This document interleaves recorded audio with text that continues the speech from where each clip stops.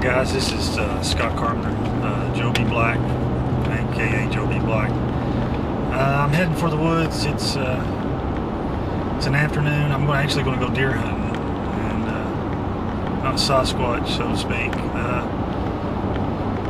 And I'm interested to see. I'm going to walk through the area where I have been having the activity, and then I'm going to see what happens.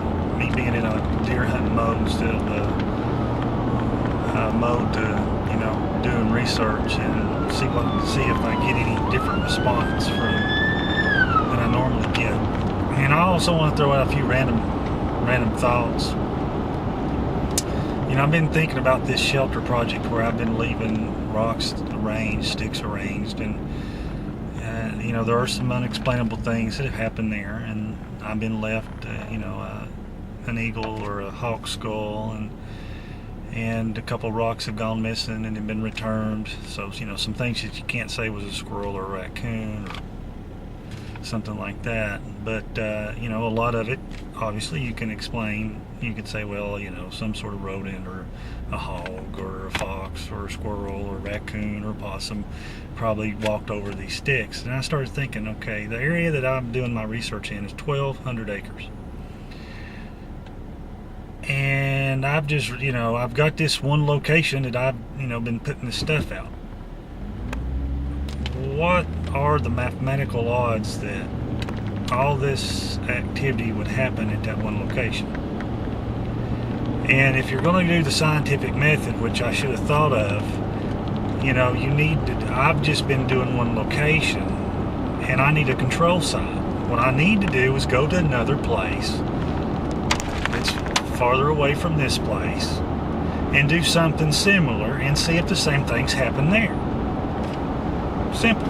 If the things start happening there, then we could say, yeah, it's got to be, it lends itself more to say this is more small animal activity. And I don't know why I didn't think of it before. I just started thinking, and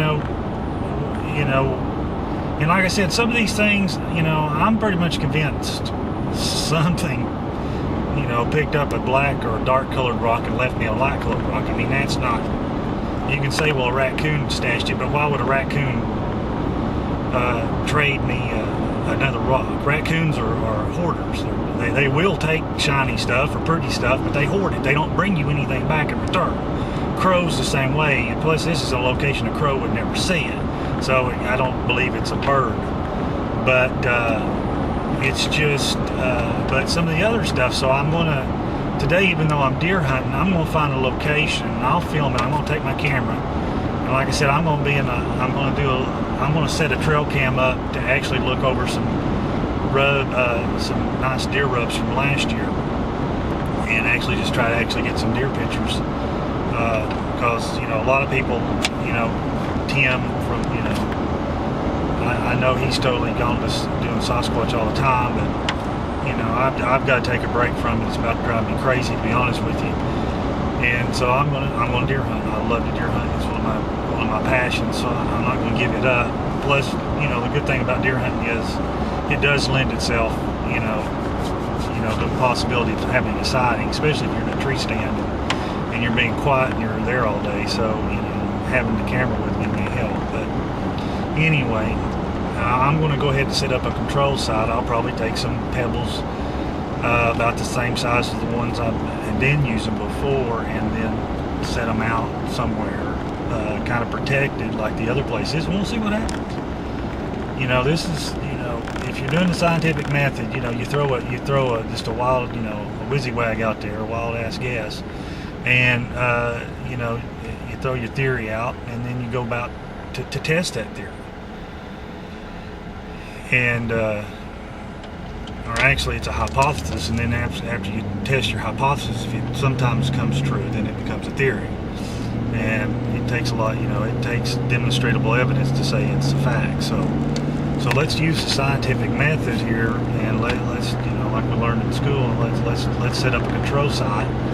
I've got a place in mind. It's actually it's a place where I think it's actually another little shelter, but it's covered you know, it's a couple trees have fallen, maybe crossed over, and so it's sheltered a little bit from the elements, and it'll be a very similar to where I'm having the activity now. So that would give me something, you know, similar, you know, in the way it looks and the way it's set up. So I'm going to do that, and we'll just see what happens.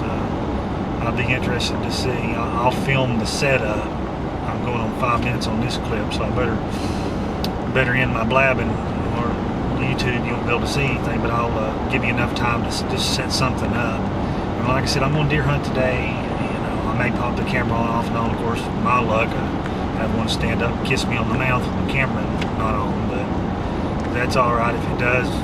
You know, I'm not, to be honest, I'm not trying to prove anything to anybody except myself. So, you know, if I get one of those encounters and I know exists, then oh well, guys.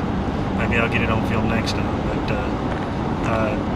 hopefully here in a minute, I'm about 20 minutes away, and I'm going on 6 minutes, and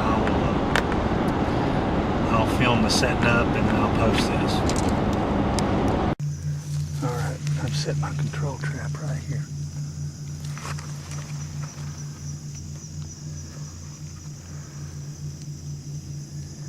I'll go outside and take another shot of it.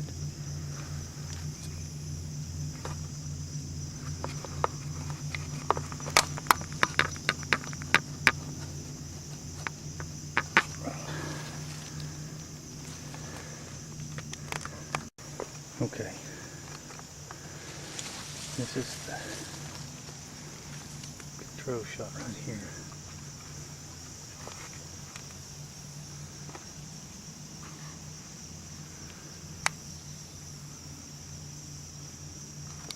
Do a different angle here.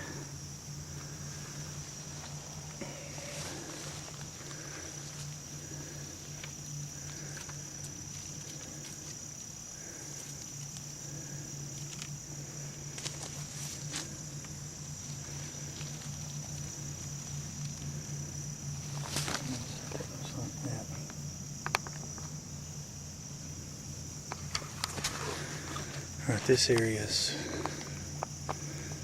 a good half a mile from, quarter mile from the other area. It's in a similar structure. Let's back up.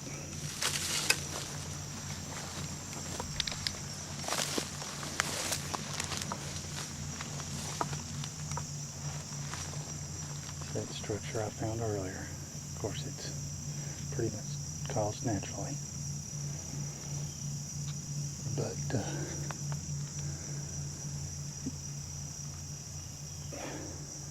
it's nice and protected, and we'll just see what happens.